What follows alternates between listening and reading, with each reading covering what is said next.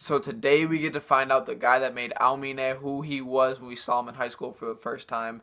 And that was the coach, the regular coach of Taiko. Because when he became head coach, because the head coach kind of got a little sick and can't coach Taiko anymore, he said, if we win games, that's all that matters. You don't have to show up to practice. I guess it was because he worried that he would quit, but, you got to tell him, like, show up to practice. At least try. If he says no, then I guess do that. But it made him into a person that, I don't really care about practice. I'm going to win because I'm the best. The only person that could beat me is me. And I don't really like that because, how sick Aomine could have been if he showed up to all those practices. And it's just like they all had exponential growth in this episode.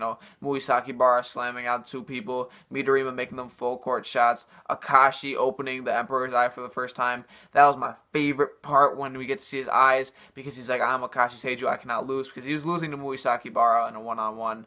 Because Muisakibara didn't want to go to practice because he said, well, if Aomine doesn't have to, I don't have to, because as long as we win, that's all that matters, right?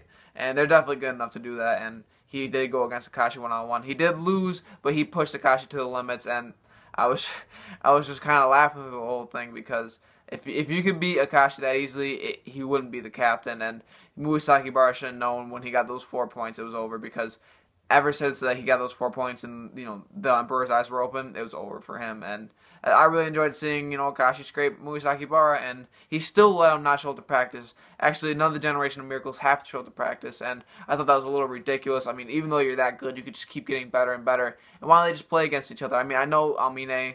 I'm just gonna go back to Aomine because that's pretty much what I really love about the Generation of Miracles. That he could have played against Kisei, because Kisei, one way or another he's not as good, but he can still go against them and he won't give up. Or Midorima, they're all amazing. They could just go against each other in practice, but I guess that's not an option. They just keep practicing. And the two Akashis, one Akashi, the one we saw all through this flashback, he's really cool and nice.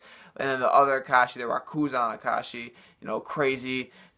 I will not lose for anything. My orders are absolute. I will gouge my eyeballs out if we lose this game. Like, very serious, and all that matters is winning. And we get to see Kuroko cry in this episode, which is always kind of a treat, a sad treat. Good. You could look at it however you want to look at it. And he was crying because he doesn't know why he loves basketball anymore. If we're just playing to win, why are we playing? Why don't we just play for fun? And I guess that's not allowed in Taiko because Kuroko's not having fun because Aomine doesn't need his shots. And I'm gonna say that I forgot about this. This is very rude that Aomine said. I don't even know when the last time I caught one of your passes. I don't need you anymore.